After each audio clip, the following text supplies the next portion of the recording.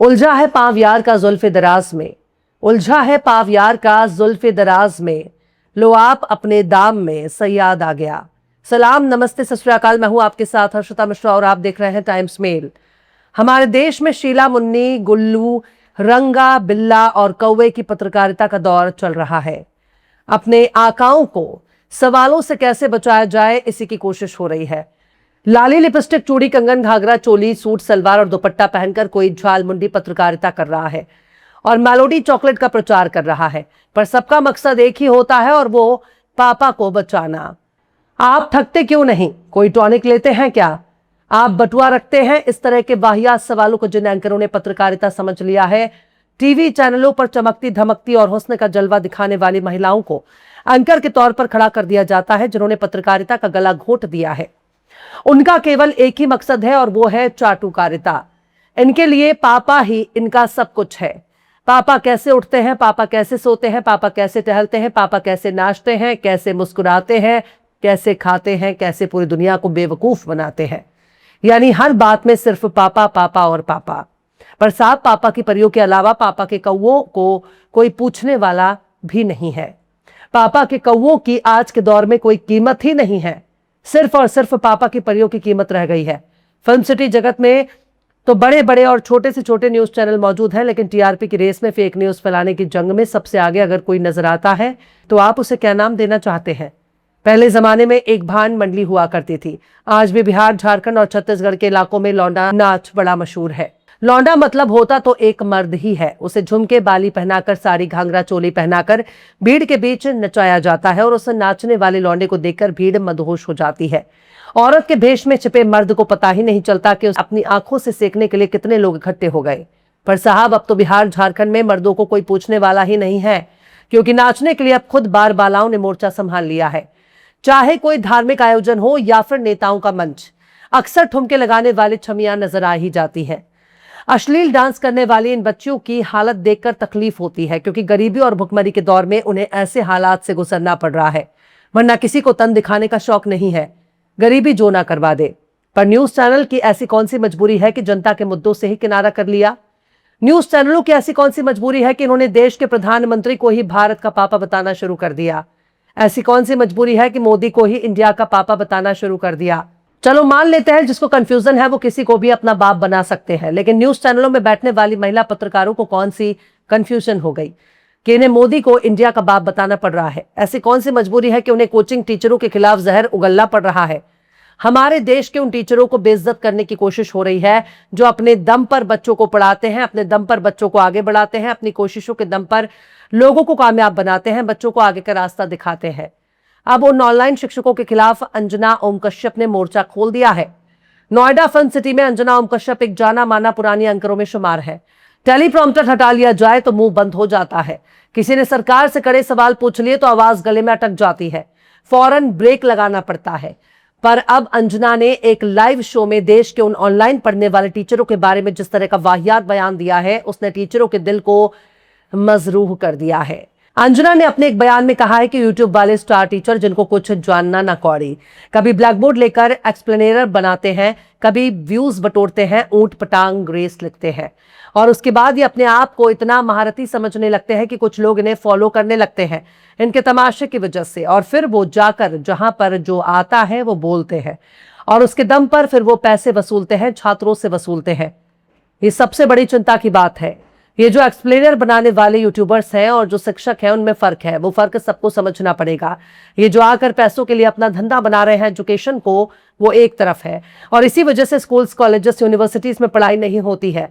बच्चों से कह दिया जाता है कि भैया तुम कोचिंग सेंटर को ज्वाइन कर लो तभी तो क्रैक कर पाओगे। ये कैसे बेबस है? ये बहुत बड़ा सवाल है। खैर, अंजना ने टीचरों के खिलाफ बयान देकर जंग तो छेड़ दिया, लेकिन जब टीचरों ने झोली भर भर के अंजना ओम कश्यप को कायदे से ज्ञान देना शुरू कर दिया, तब और समझाना शुरू कर दिया है कि फर्जी खबरें चलाने वाली तुम टीचरों पर प्रवचन मत सुनाओ। शुरुआत खान सर के बयान से हुई थी और तकलीफ अंजना ओम कश्यप को होने लगी, और जैसे जैसे अंजना ओम कश्यप का वायरल वीडियो होने लगा, वैसे वैसे देश भर के टीचरों ने अंजना ओम कश्यप के खिलाफ मोर्चा खोल दिया। और ऐसा मोर्चा खोला कि सोशल मीडिया पर इस वक्त ऑनलाइन टीचरों ने गोदी मीडिया की खाट खड़ी कर दी है। जब हर तरह से अंजना ओम कश्यप का छीछा लेदर होना शुरू हो गया, तब देश भर के उन ऑनलाइन क्लासेस करने वाले टीचरों ने अंजना कश्यप के खिलाफ मोर्चा खोल दिया।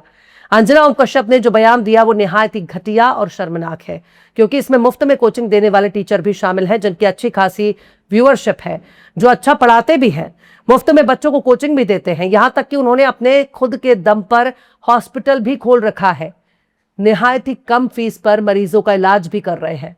पर गोदी चैनलों ने कौन सी कामयाबी बटोरी है? खातून एंकरों ने मोदी जी को ही देश का पापा बताने पर तुल गई। ऑपरेशन सिंदूर के दौरान जिस तरह से फर्जी खबर चलाकर अंजना ओम कश्यप ने भारतीय मीडिया की इज्जत को तार तार कर दिया, वो निहायत ही शर्मनाक है। फर्जी खबर चलाने वाली अंजना ओम कश्यप ने पता नहीं किस मुंह से टीचरों के ज्ञान पर सवाल उठा रही हैं। टीचरों ने खुलकर गोदी मीडिया के खिलाफ ऐलाने जंग कर दिया, बताना शुरू कर दिया कि 2000 के नोट में नैनो चिप होने का दावा करने वाली टेलीप्रॉम्प्टर एंकरों को कोई हक नहीं बनता कि देश के शिक्षकों पर कोई सवाल उठाए। इन्होंने देश के पत्रकारों को जानना ना कौड़ी कह दिया, जिससे आहत होकर टीचर बिरादरी ने अंजना ओम कश्यप को ही बताना शुरू कर दिया कि सुनो, तुम फेक न्यूज फैलाती हो। तुमने ही हेमा मालिनी के पति धर्मेंद्र को उनकी मौत से 10 दिन पहले ही मार दिया, जबकि वो जिंदा थे, और तुमने ही उनकी मौत का प्रचार कर दिया, झूठे दावे कर दिए और उन्हें मृत घोषित कर दिया। बात खान सर से शुरू हुई थी, लेकिन खान सर और दूसरे तमाम टीचरों ने एकजुट होकर अंजना ओम कश्यप के खिलाफ वीडियो बनाना शुरू कर दिया, बताना शुरू कर दिया कि मोहतरमा, तुम ही हो जिसने झालमुड़ी पत्रकारिता किया, तुम ही हो जिसने पूछना शुरू किया था कि मेलोडी इतनी चॉकलेटी क्यों है। टीचरों ने आमने सामने अंजना का टेस्ट लेने के लिए बोल दिया, कहना शुरू कर दिया कि आओ आमने सामने बैठो, हम तुम्हारा ज्ञानवर्धन कर देंगे, हम तुम्हारे दिमाग से अपने ज्ञान को तोल कर देखेंगे कि किसमें कितना दम है। खान सर ने भी कहना शुरू कर दिया कि आओ आमने सामने देखते हैं कि किसमें कितना ज्ञान है।